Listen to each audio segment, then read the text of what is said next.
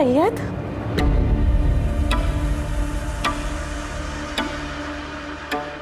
सैयद तुम आ गए? सैयद कहाँ छिप कर बैठा भाला? अरे क्या हुआ? हाँ, ये क्या तरीका है? तू मुझे मेरा तरीका मत समझा सक। एक मिनट केतन बेटा, तुम घर में हो, इतना क्यों गुस्सा हो रहे हो? क्या बात? ये सब आप अपने बेटे से पूछिए। इसने मुझसे बिना पूछे कंपनी के अकाउंट से 5 करोड़ रुपए निकाले। वो पैसे मेरे हैं। वो पैसे मेरे हैं, मैंने निकाल लिए। क्या करेगा अभी तू? चल निकाल, चल चल चल। पैसे अपनी हथवार मत करा। जमीन मुझे मेरे पैसे चाहिए, वरना क्या? वरना तुम्हारा और तुम्हारी बीबी का राज सबको बता देंगे।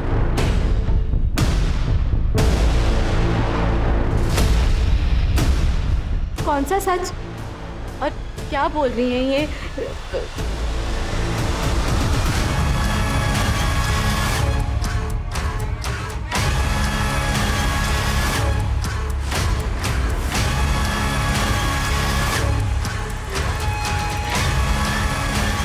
अम्मी, ये केतन कौन सी राज के बारे में बात कर रहे थे?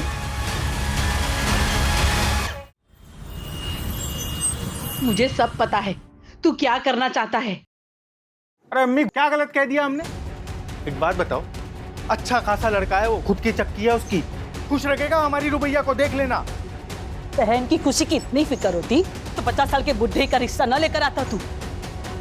अभी उसकी अम्मी जिंदा है उसका ख्याल रखने के लिए। अरे तो कब तक जिंदा अरे अम्मी, समझने की कोशिश करो, घर के हालत पता है ना क्या है हमारे, देख नहीं सकती है वो, कोई लड़कों की लाइन नहीं लगने वाली यहाँ पे उसके लिए। देखना मैं उसका निकाह ना।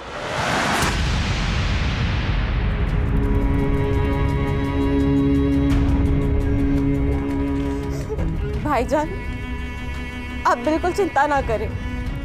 मैं कभी भी आप पर या भाभी पर बोझ बनकर नहीं रहना चाहती। रुबैया, तू तो मेरी जान है, बोझ थोड़ी ना। ऐसे जबरदस्ती निकाह नहीं करवाऊंगी मैं। देखना मेरी गुड़िया का निकाह नेक, ईमानदार, फरमाबरदार लड़के से करवाऊंगी मैं। हाँ अम्मी, क्यों नहीं? एक लड़की जो देख नहीं सकती, जो हूर की परी है, उसके लिए करोड़ों की गाड़ी में आएगा ना लड़का निकाह पढ़ने के लिए। अम्मी, ये ख्वाब है तुम्हारा, ख्वाब ही रहने दो। वो ना अल्लाह देखेगा, तू अपना काम कर। आ बेटा आ।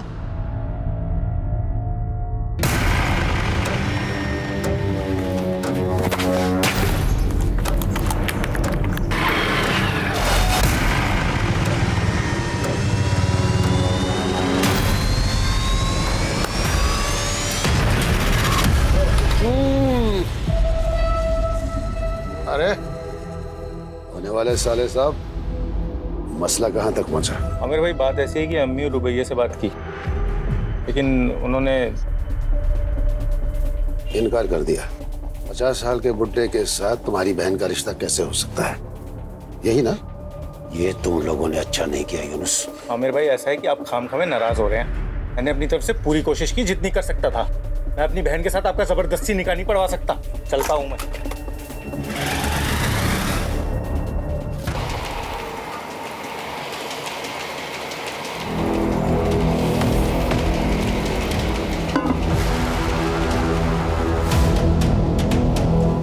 अरे हमसे क्या शर्माना, हमारी दुल्हन बन के ही तो आ रही हो। तुम्हारे भाई यूनुस से बात हो गई है।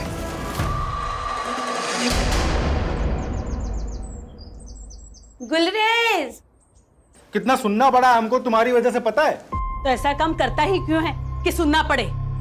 गुलरेज, आ गई बुढ़िया। ए गुलरेज। अरे खानम, आओ आओ। सलाम वालेकुम। वालेकुम अस्सलाम। आओ बैठो।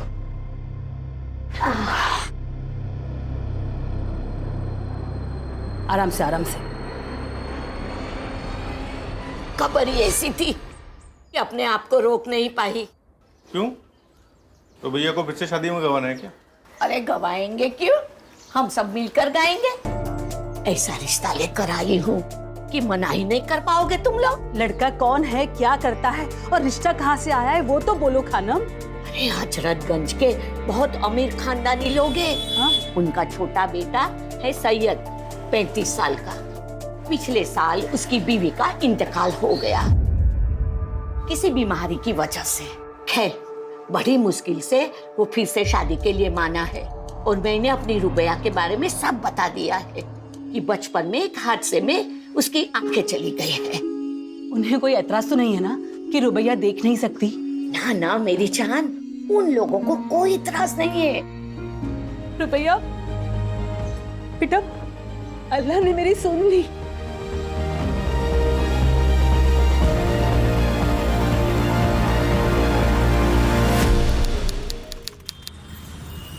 सैयद अमीन इब्न तौफीक अमीन, आपका निकाह रुबैया शेख बिनते फैज शेख से सिक्का राइजुल वक्त 51,000 में तय पाया है। क्या आपको कबूल है? जी कबूल है। भाई कबूल है, मुबारक हो। मुबारक हो बेटा, मुबारक हो। रुबैया शेख बिनते फैज, आपका निकाह सैयद अमीन इब्न तौफीक अमीन से सिक्का राइजुल वक्त 51,000 में तय पाया है। क्या आपको कबूल है? जी कबूल। भाई कबूल है, मुबारक हो, मुबारक हो, मुबारक हो।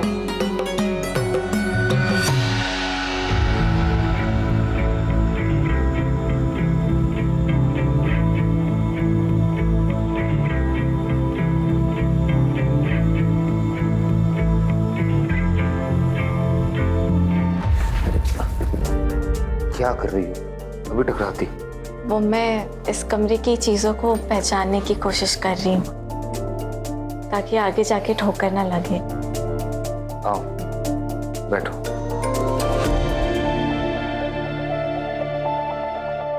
फंक्शन वगैरह से ना बहुत थक गए हो, नींद भी बहुत आ रही है। तुम्हें अगर फ्रेशन अप होना है तो तुम हो जाओ। हाँ?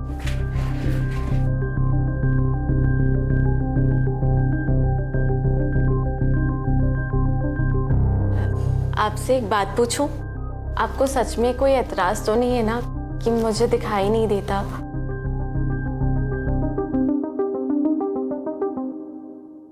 बिल्कुल सपनों की जैसी शादी थी हमारी। यकीन ही नहीं होता था कि ख्वाब है या हकीकत। बस सब कुछ हकीकत ही था। रुबैया, तुम शादी में बहुत खूबसूरत लग रही थी। हमीदा अम्मी हमें बहुत प्यार करती हैं।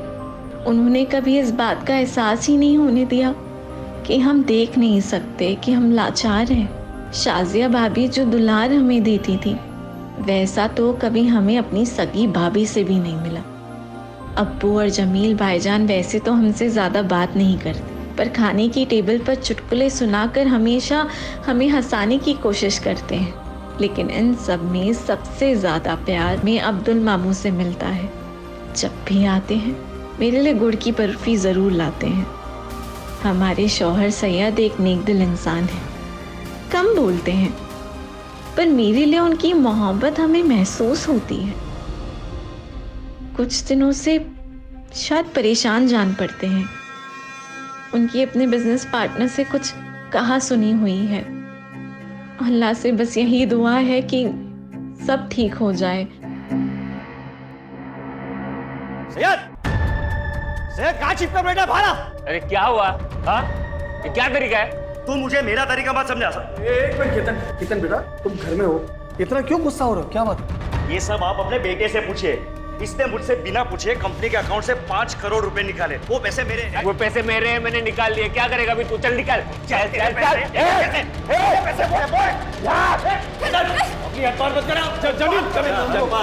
चल। मुझे मेरे पैसे चाहिए, वरना क्या? वरना तुम्हारा और तुम्हारी बीबी का राज सबको बता देंगे।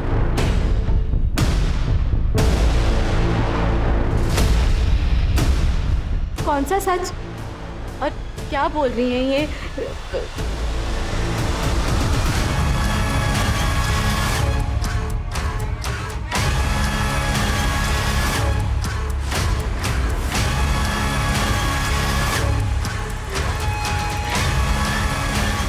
अम्मी, ये केतन कौन सी राज के बारे में बात कर रहे थे?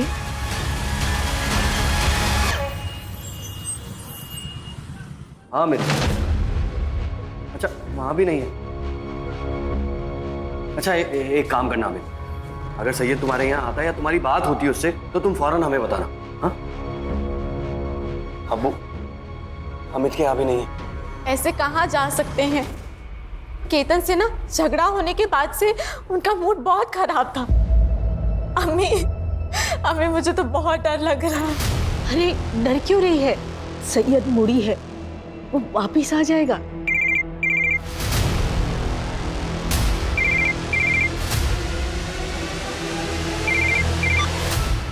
हेलो साहब मैं दामोदर साहब, फैक्ट्री का वॉचमैन।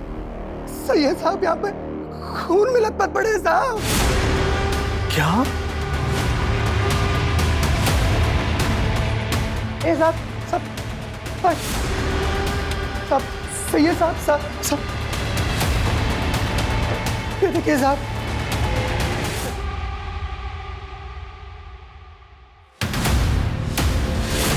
सैयद मेरे बेटे। अब संभालिए। अरे ये क्या हो गया? हथियार दिल के आर पार है, एक ही झटके में ढेर कर दिया। ये केतन और दीना नहीं मेरे बेटे को मारा है साहब, उन दोनों ने ही मारा है।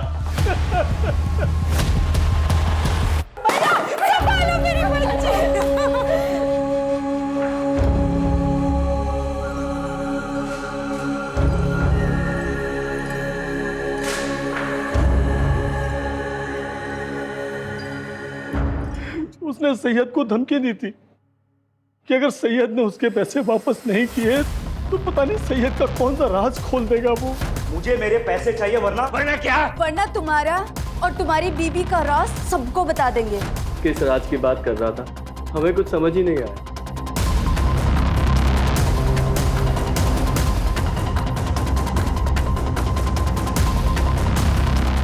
साहब शाम को 5 बजे मिल बंद हो जाती है। मिल का ज्यादातर काम केतन साहब ही संभालते हैं। सैयद साहब तो कभी कभी आते हैं। किसी को कुछ नहीं पता। बॉडी को पोस्टमार्टम के लिए भेजो और फैमिली मेंबर्स को इन्फॉर्म करो, जब तक का इंक्वायरी पूरी नहीं हो जाती ये फैक्ट्री बंद रहेगी। और ये केतन और दीना उन्हें पुलिस थाने लेकर आओ। बाकी फैमिली मेंबर से तुम बात करो। यस। कॉल रिकॉर्ड्स चेक किए हैं आप लोगों के? 12 से 1 फैक्ट्री में क्या कर रहे थे? ऐसा क्या काम आ गया? सैयद से कौन से राज फाश होने की बात कर रहे थे तुम लोग? मुझे मेरे पैसे चाहिए वरना क्या? वरना तुम्हारा और तुम्हारी बीबी का राज सबको बता देंगे। मुझे नहीं पता कि वो किस राज के बारे में बात कर रहे थे। मैं तो खुद सुन के हैरान थी। सच बताओ, सैयद को क्यों मारा? सर हमने सैयद को नहीं मारा। हाँ हम दोनों फैक्ट्री गए थे, कुछ काम था, लेकिन जब हम दोनों वहां पहुंचे तो सैयद की लाश वहां पहले से पड़ी हुई थी। पुलिस को ये बात बताना जरूरी नहीं समझा तुमने? सर हम डर गए थे क्योंकि सैयद के साथ सुबह ही हमारा झगड़ा हुआ था, तो लोगों को यही लगता कि हम दोनों ने ही कुछ किया है, इसके लिए हमने किसी को कुछ भी नहीं बताया। राज की बात? सर कोई राज नहीं, वो तो ऐसे ही हमने उसे डराने के लिए कहा था, पर मैंने उसे किसी से बात करते हुए सुना था कि ये बात मेरे परिवार वालों को नहीं पता चलनी चाहिए। देखो, ये बात मैं अपने घर वालों को नहीं बता सकता। आप मैं समझ रहा हूँ, लेकिन तुम मेरी बात तो समझो ना। पर वो बात क्या है वो हमें नहीं पता।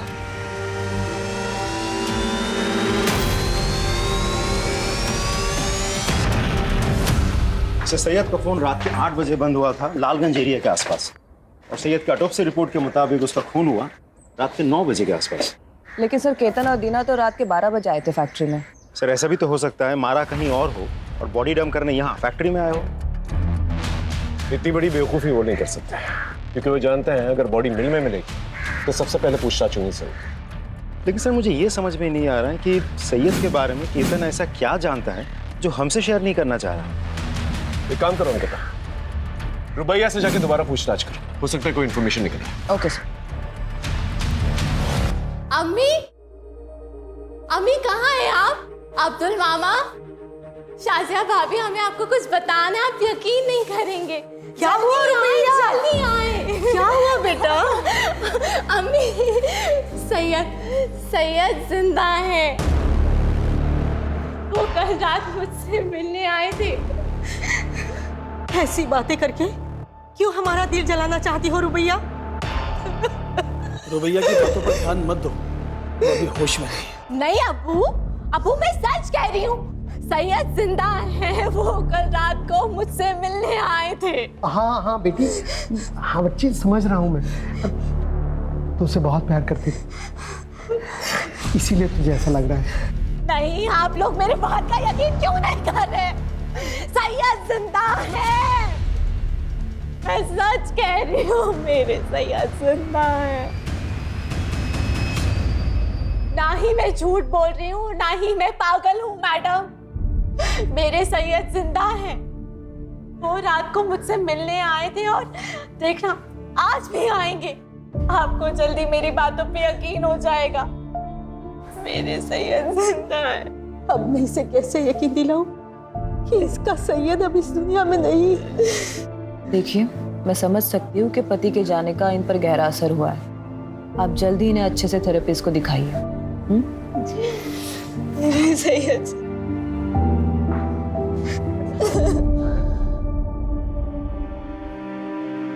क्यों कोई मेरा यकीन नहीं कर रहा है कि आप जिंदा है सैयद?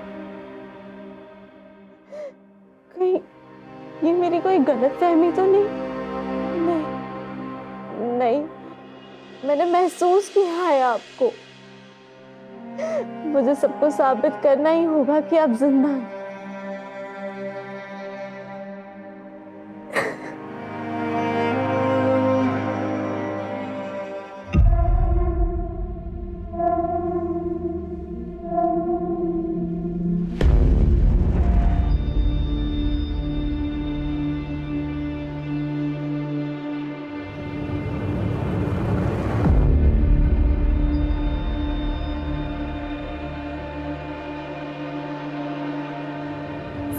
सैयद,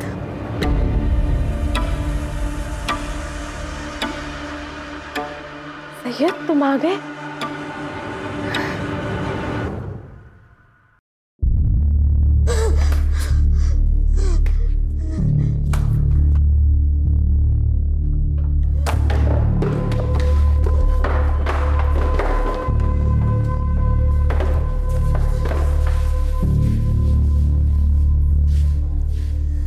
अम्मी समझा करो, हमको घर बेचना ही पड़ेगा। नहीं बेचेंगे ना तो खाने के भी लाले पड़ जाएंगे।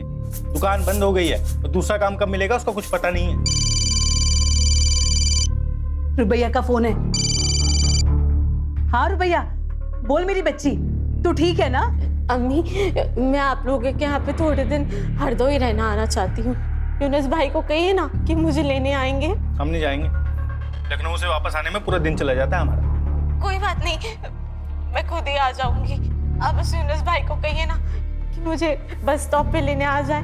मैं 10 बजे की बस पे बैठ के ना 12:30 बजे तक पहुंच जाऊंगी। हाँ बेटा, लेने आ जाएगा। हाँ तू आजा बेटा, चले जाना। ऐसे अचानक जाना है तुम्हें? क्या हुआ? सब ठीक तो है ना? हाँ, सब ठीक है। बस मुझे मेरी अम्मी की याद आ रही है। मैं समझ सकती हूँ, अब्दुल मामू अभी आने ही वाले होंगे, वो तुम्हें छोड़ देंगे। नहीं, आप टेंशन ना लें। मैंने भाभी से कहकर कैब बुक करा दी है। मैं खुद ही चली जाऊंगी।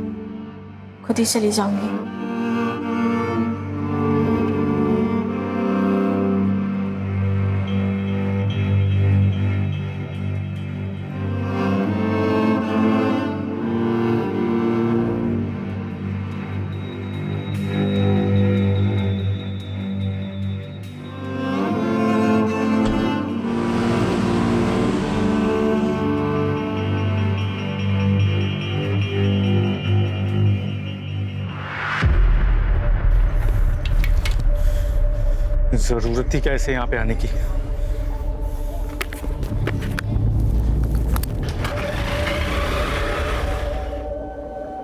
आ जाओ हरदोई, चलो जल्दी।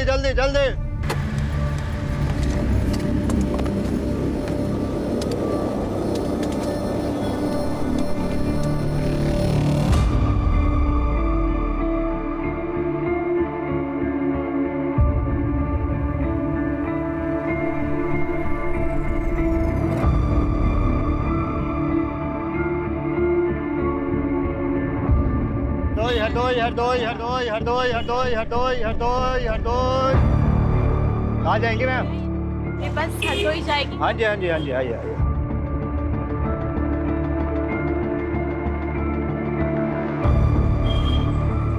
चलिए आराम से। आराम चलिए चलिए चलिए चलिए चलिए आराम से एक सेकंड आगे आगे आगे आगे आइए यहाँ बैठिए हाँ चलिए चलिए चलिए अंदर की तरफ हाँ बैठ जाइए मैं आपका सामान यहीं रख देता हूँ ठीक है चलो भाई बैठ गए सब लोग अपना अपना सामान रख लो ठीक से ठीक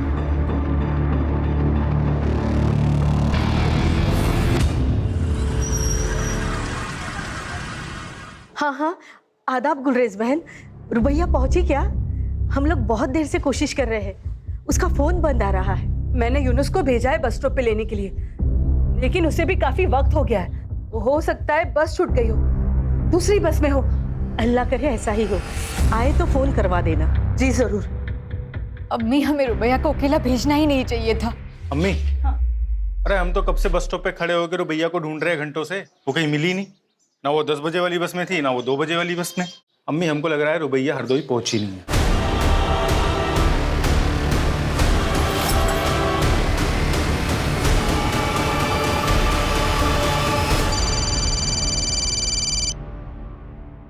हाँ बोलो क्या?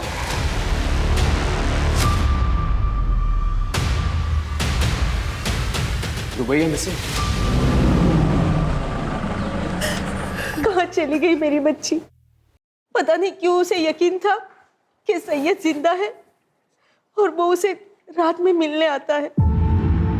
मुझे लगता है कि शायद इसीलिए मेरे पास आना चाहती थी, ताकि उसके ससुराल वाले को ये ना लगे कि उसकी दिमागी हालत ठीक नहीं है। मैंने कभी उसे ये सब नहीं कहा। अच्छा एक बात बताइए, सैयद और रुबैया के आपसी रिश्ते कैसे थे? मेरा मतलब है उन दोनों में सब कुछ ठीक ठाक चल रहा था? सर दोनों के बीच के रिश्ते बड़े अजीब थे।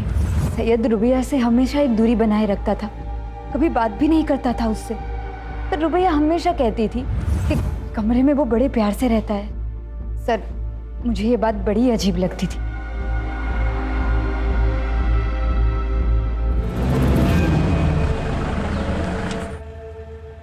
सर रुबैया के घर वालों से बात करके मुझे समझ में आया कि सैयद और रुबैया के बीच रिश्ते सही नहीं थे। मुझे ऐसा लगता है कि सैयद के मर्डर के साथ रुबैया के गायब होने का कुछ तो कनेक्शन है। एक काम करो, रुबैया की कैब बुक करने से लेके बस स्टॉप पहुंचने तक उसके सारे फुटस्टेप्स ट्रैक करो, उसके call records, cab details, everything. Sir एक और बात, रुबैया के गायब होने के बाद हरदोई से सिर्फ उसकी माँ आई थी, साथ में भाई यूनुस नहीं था। बहन गायब है और भाई को फिक्र तक नहीं। उठा के लेके आओ सब। यूनुस शेख, तो तुम्हें पूरा यकीन है हरदोई स्टेशन गए थे अपनी बहन रुबैया को लेने के लिए? सर मैं गया था सर मैं बस स्टॉप पे पहुंच गया था, यही कोई 12 के करीब सर। मैंने तो अगली बस का भी इंतजार किया, तब मुझे लग रहा है पहुंची नहीं स्टेशन पे। कैसे गए थे वहां पर? बाइक से गया था सर मैं। तुम्हारा जो हरदोई का घर है और बस स्टॉप है कितनी दूरी पे, तो किस रास्ते से गए थे?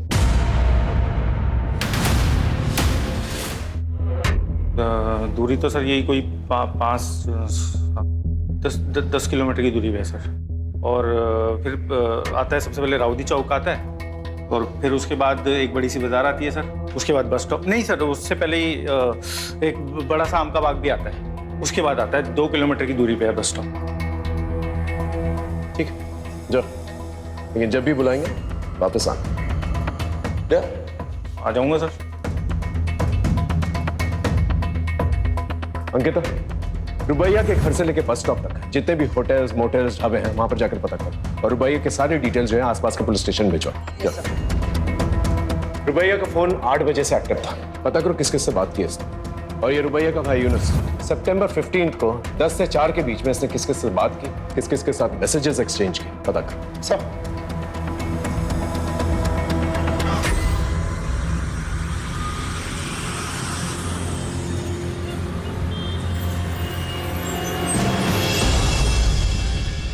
रुबैया को छोड़ने के 3 दिन के बाद तू काम पर लौटा है, आता 3 दिन तक। और रुबैया कहां पर है?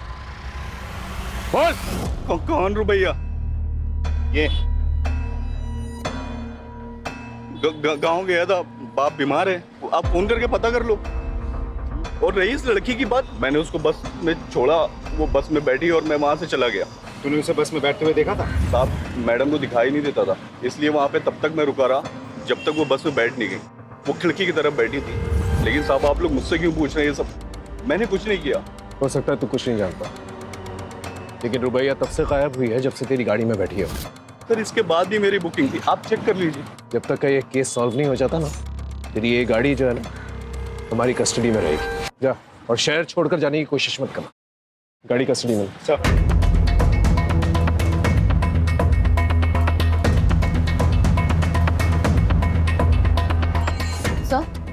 सर हमने लोकल पुलिस स्टेशन से पूछताछ की, लेकिन रुबैया अमीन ने किसी भी होटल में चेक इन नहीं किया है सर हमने सीसीटीवी फुटेज भी चेक किया और यहाँ तक मॉर्ग जाकर उसके कदकाठी के डेड बॉडीज भी चेक की सर, लेकिन रुबैया का कहीं कुछ पता नहीं चला। तो आखिर ये रुबैया हरदोई बस स्टॉप से गई कहाँ? तुम्हें पूरा यकीन है ये वही लड़की है जो तुम्हारी बस में बैठी थी? हाँ साहब, उस दिन यही लड़की बस में बैठी थी, लेकिन हमारी इंफॉर्मेशन के मुताबिक तो वो हरदोई पहुंची ही नहीं थी। तुम्हें पक्का याद है? हाँ साहब, मुझे पूरा याद है साहब। वैसे आम पैसेंजरों का तो ध्यान नहीं रहता, लेकिन ये कुछ देख नहीं पाती थी। बल्कि साहब इसका सामान भी मैंने ही रखा था और इसे बिठाया भी मैंने ही था। अच्छा, तो तुम्हारी बस हरदोई पहुंची तो इस लड़की को उतरते हुए देखा था? साहब इतना तो याद नहीं है मुझे, लेकिन हाँ साहब, हरदोई से पहले जब बस चाय पानी के लिए रुकी थी तो मैंने इसको उतरते हुए जरूर देखा था साहब। चलो भाई, जिसको चाय वाय नाश्ता पानी करना है कर लो, बस सिर्फ 10 मिनट के लिए रुकेगी।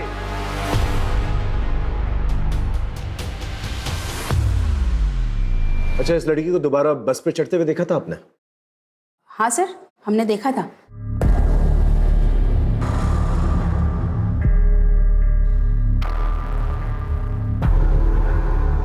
श्योर?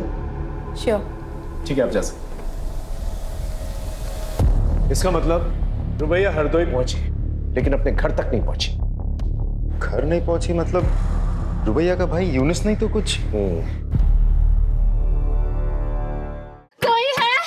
प्लीज खोलो, प्लीज मुझे बाहर आना है, प्लीज खोलो, खोलो,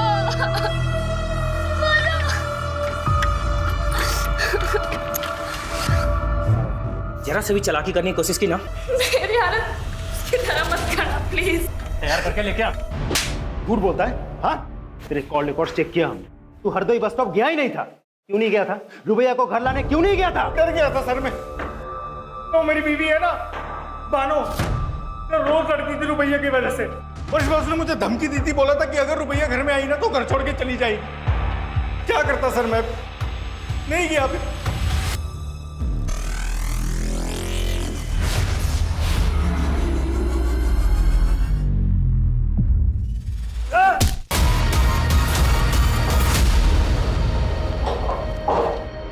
लाला, ऐसा भाग गई। आयशा जिंदा नहीं बचनी चाहिए। मेरे फोन का इंतजार करो, दूसरी को भी ठिकाने लगाना है। ठीक है लाला।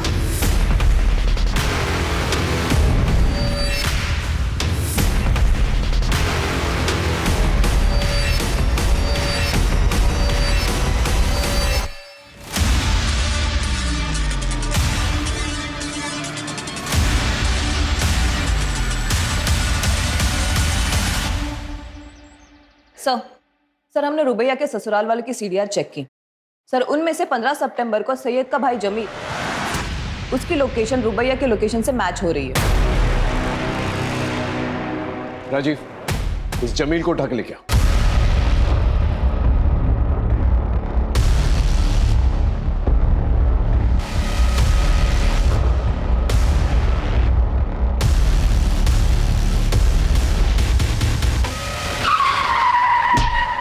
सर, जमील का एक्सीडेंट हो गया, उस पे किसी ने गाड़ी चढ़ा दी है। क्या? जमील? हमने तुम्हारे बैंक स्टेटमेंट्स चेक किए, तुमने बहुत सारे ट्रांजैक्शंस जो हैं पब्लिक क्लब्स में किए।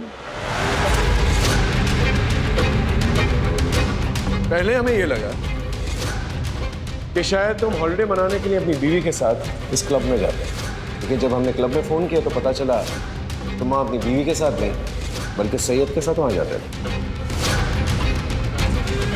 तो चल क्या रहा था तुम्हारा सैयद? हाँ, देख सच सच बता दे। एक ही फैमिली के 3 मेंबर्स के साथ हादसा हुआ है कोई भी झूठ बहुत भारी पड़ेगा तुझे। सर मैं बाइसेक्सुअल और सैयद गे था। हम दोनों एक दूसरे को डेट कर रहे थे और वो मुझे पैसे भी देता था। हम दोनों एक दूसरे के साथ बहुत खुश थे, लेकिन फिर पता नहीं एक दिन सैयद ने अचानक से आकर कहा कि वो दूसरी शादी कर रहा है और वो ये रिलेशनशिप को कंटिन्यू नहीं कर सकता। सर वो क्लब में अकेले जाने लगा, लोगों से मिलने लगा, उन्हें डेट करने लगा। सर उसने मुझे पैसे भी देना बंद कर दिया। रोज ऑफिस में हमारे झगड़े होने लगे और हमारे डिफरेंसेस लोगों के सामने आने लगे। और ये सब देखकर मेरी पत्नी दीना वो मुझसे सवाल करने लगी थी, इसीलिए उसके लिए मैंने जानबूझकर सैयद को धमकाया। लेकिन एक बात समझ में नहीं आई, सैयद की बीवी रुबैया, वो उसके साथ 1 साल तक खुश कैसे थी और 1 साल तक सैयद का सच उसे कैसे नहीं पता चला? सर मुझे कुछ नहीं पता, लेकिन हाँ बुशरा सर, बुशरा सैयद की पहली पत्नी थी और वो उससे बिल्कुल भी खुश नहीं थी। वो उसे डिवोर्स देना चाहती थी, लेकिन वो बोटिंग एक्सीडेंट में मारी गई। राजीव साहब, इस बुशरा के बारे में पता करो और बुशरा बोटिंग एक्सीडेंट के बारे में पता करो। जी सर। शिल्पा खत्री नाम की औरत आपसे मिलने आई है। शिल्पा खत्री बार क्यों मिलेगी?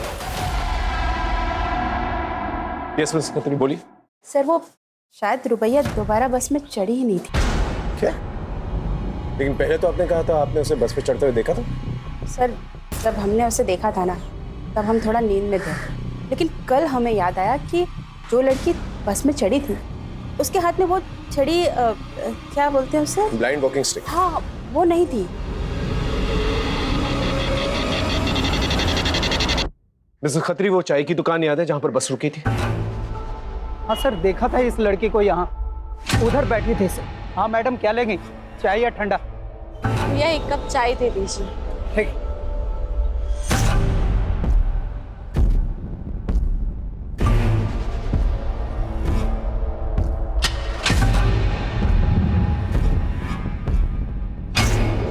तो तुम कह रहे हो एक आदमी आया था उससे मिलने के लिए, फोन पे उससे बात करवाई और वो लड़की उसके साथ चली गई? जी सर। उस आदमी की शक्ल याद है? नहीं सर, शक्ल तो नहीं याद है, लेकिन हाँ सर उसकी काली काली दाढ़ी थी और यही बैठा हुआ था सर। और उधर दूर में एक ब्लू कलर की बहुत बड़ी गाड़ी थी सर। ये आदमी लड़की को गाड़ी में लेकर गया, उसमें 2 लोग बैठे हुए थे और गाड़ी चली गई सर। ठीक है, थैंक यू। सर रुबैया जिसके भी साथ गई है अपने भरोसे से गई है। नहीं, उसने उस पर भरोसा नहीं किया जिसके साथ गई, उसने उस पर भरोसा किया जिससे उसने फोन पर बात की। वो हरदोई अपनी अम्मी के घर पहुंचना चाहती थी, अपनी अम्मी को शायद कुछ बताना चाहती थी, लेकिन वो हरदोई पहुंच नहीं पाई। 15 सितंबर को जो ब्लू गाड़ी के बारे में बता रहा था ये, टोल प्लाजा जाके उसके बारे में पता करो। ये सच है अंकल, सैयद को लड़कियों में कोई दिलचस्पी नहीं थी और ये बात सैयद की पहली पत्नी बुशरा को भी पता था। झूठ है ये सब। बुशरा सैयद के बच्चे की मां बनने वाली थी। रुबैया और सैयद दोनों बहुत खुश थे और आप कह रहे हैं कि उसे औरतों में कोई कुछ भी कहेगा आप उसका विश्वास कर लेंगे? अरे वो हमारे घर का बच्चा था। इस बूढ़े ने 2 जवान बेटे खोए हैं साहब। ऐसे वक्त में तो इस घर में इस तरह की बेहुदा बातें मत कीजिए आप। और कोई है जो हम सबको एक एक करके मारना चाहता है, उसे जाकर ढूंढिए आप। पता नहीं हमारी बच्ची रुबैया किस हाल में है, पता नहीं वो जिंदा है भी कि नहीं। सूरजपुर के टोल प्लाजा का सीसीटीवी फुटेज आ गया और फ्रंट सीट पर बैठे 2 आदमियों का चेहरा दिख रहा है। कौन है ये लोग? गगन और बबन सर। सर ये दोनों हिस्ट्री शीटर्स हैं और फिरोजपुर के ब्रोथल से भी इनका कनेक्शन है। उस गाड़ी के बारे में पता चला? किसके नाम पे रजिस्टर्ड है? जी sir, Jameel. Jameel Ameen? Yes sir. Sir वही रुबैया को लेकर गया था और इसके पहले कि हम उससे कुछ पूछ पाते उसका मर्डर हो गया सर।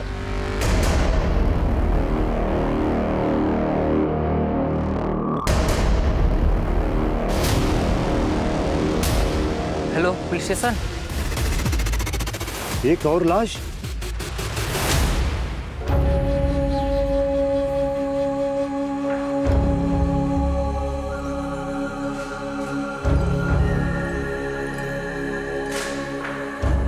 जी बोलिए। विक्टिम की मौत गला काटने से हुई है। बॉडी को 48 आवर्स हो चुका है और इसके साथ एक और जो लड़की की बॉडी आई थी जो बच गई, लेकिन दुख इस बात का ज्यादा है कि विक्टिम प्रेग्नेंट थी।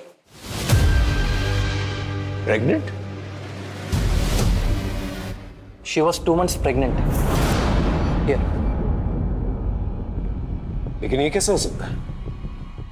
इसके पति को मरे हुए तो 3 महीने हो चुके हैं। सैयद जिंदा है, वो कल रात को मुझसे मिलने आए थे। सर क्या हो रहा था इसके साथ उस घर में? कहीं इस बच्चे का बाप जमील तो नहीं? कहीं वो रुबैया के अंधेपन का फायदा तो नहीं उठा रहा था? हाँ बोलो। सर जमील के आदमी बब्बन और गगन का पता चल गया है। उन दोनों की लोकेशन गवर्नमेंट हॉस्पिटल की है, जहां आयशा का इलाज चल रहा है।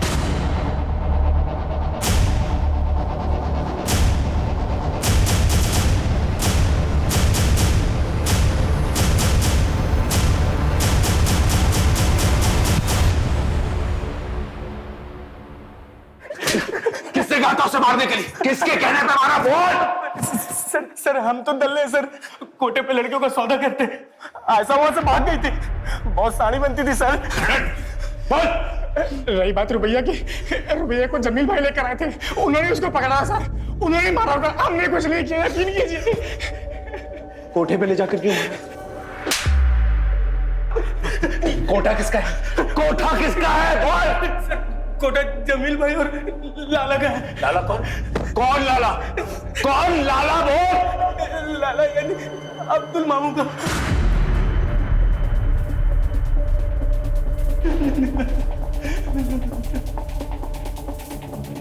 अब्दुल? लेकिन अब्दुल तो रुबैया को अपनी बेटी मानता था, और जमील और सैयद उसके अपने भांजे थे। वो अपनी बहन के बच्चों के साथ ऐसा कैसे कर सकता है?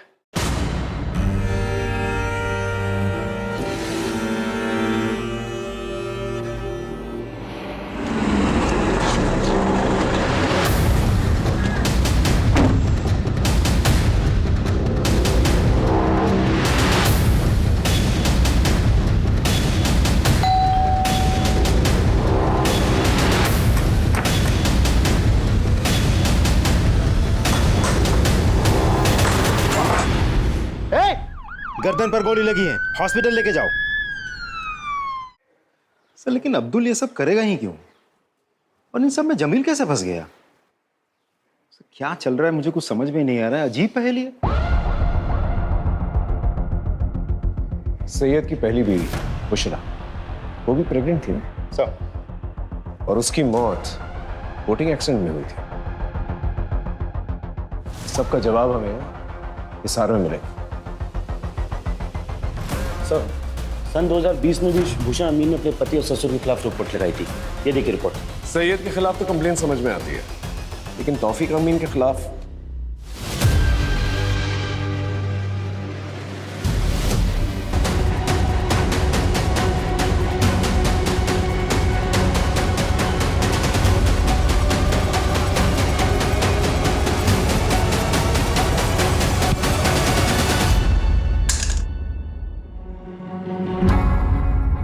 जमील, अब्दुल और हमीदा, तुम लोग तो सिर्फ प्यादे हो। असली वजीर तो आप। 2020 में सैयद की पहली बीवी बुशरा, वो उसे छोड़कर हरियाणा जा रही थी। वो प्रेग्नेंट थी। कैसे? मैं नहीं चाहता था कि हमारे परिवार की सच्चाई बाहर वालों को पता चले। हमारे अपने खून, हमारे अपने छोटे बेटे सैयद को लड़कियों में कोई दिलचस्पी नहीं है। मैं चाहता था कि वो एक अच्छी सी लड़की के साथ निकाह करके इज्जतदार जिंदगी बसर करे, इसलिए मैंने बुशरा के साथ उसका निकाह करवाया। लेकिन नहीं, सैयद का दिमाग नहीं बदला, और एक दिन जिस बात का डर था वही हुआ। बुशरा को सच्चाई पता चल गई। उसने ठान लिया कि दुनिया को वो सच्चाई बता देगी। मैं कैसे होने देता ये सब? अबू मुझे मेरे भाई से बात करनी है, मैं घर चली जाऊंगी। अबू खुदा के नाम मुझे यहाँ से जाने दीजिए, ताकि तू हमारे खानदान का नाम बदनाम कर सके। पर मैं तेरा वो हाल करूंगा कि तू यहाँ से जाने लायक नहीं रहेगी। बुशरा चुपचाप सब कुछ सहती रही, लेकिन अचानक एक दिन वो भाग गई और वहां जाकर उसने मेरे और सईद के खिलाफ पुलिस स्टेशन में रिपोर्ट लिखवा दी। इसलिए बुसरा को तो रास्ते से हटाना ही था। उसके बाद हम दोनों ने जैसे तैसे सैयद को दूसरे निकाह के लिए मनाया। रुबैया हमारे परिवार के लिए एकदम सही थी, वो देख नहीं सकती थी। सैयद रात को घर में होता नहीं था। हम सैयद का इत्र लगाकर रुबैया के कमरे में जाता था। रुबैया को कोई शक नहीं होता था, वो सिर्फ इतना पूछती थी, सैयद तुम आ गए? अपने परिवार को आगे बढ़ाने के लिए जो भी सही था वो मैंने किया। लेकिन अपने बेटे सैयद को क्यों मारा? एक दिन उसके दिमाग में भी फितूर चढ़ गया। आपको ये बात समझ में क्यों नहीं आती कि मुझे लड़कियां नहीं लड़के पसंद है, और इसमें कोई गलत बात नहीं है। देखो, आप उस लड़की के साथ जो करना चाहते हो आप करो, उससे निकाह करनी है, उसके साथ सोना है, उसके साथ घूमने फिरना जाना है, जो करना है करो, लेकिन मुझे अपनी सच्चाई के साथ जीना है और मैं अपनी सच्चाई सबको बता के रहूंगा। सिंपल है। और मैंने अब्दुल से सैयद को मरवा दिया, लेकिन एक दिन रुबैया को भी मेरी सच्चाई का पता चल गया।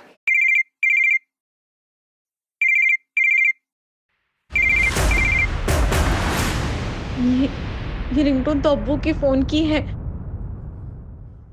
अब्बू? और सैयद के मरने के बाद भी मैं ही था वो जिसे वो सैयद समझ रही थी। उसके बाद मैंने जमील को रुबैया के पीछे लगा दिया। हमारे अब्बू ने जो तुम्हारे साथ किया उसके लिए हम बहुत शर्मिंदा है रुबैया। अच्छा रुबैया, तुम हमारे साथ चलो, बस में जाना तुम्हारी जान के लिए खतरा है। और ये अब्दुल मामू भी तुमसे बात करना चाह रहे थे। हेलो बाबू, बाबू अब्बू। अब बेटा, तौफीक ने तुम्हारे साथ इतनी जलील हरकत की मुझे पता चल गया है। तुम एक काम करो, जमील के साथ यहाँ चली आओ। ठीक है। और अब्दुल से कहा कि रुबैया को भी मार दो। माफ कर देना मेरी बच्ची, अगर तौफीक का कर्जा मुझ पर नहीं होता तो मैं ये कभी नहीं करता। मैंने जो कुछ भी किया अपने खानदान की इज्जत बचाने के लिए किया। तूने जो कुछ भी किया है ना, अपने खानदान की इज्जत बचाने के लिए नहीं किया, बल्कि इसलिए किया कि तू बहुत ही घटिया इंसान है। अपने बेटे की दोनों बीवियों का रेप किया है और मर्डर किया तूने। अब अपनी ये इज्जत लेकर सारी जिंदगी ना जेल में सड़ना।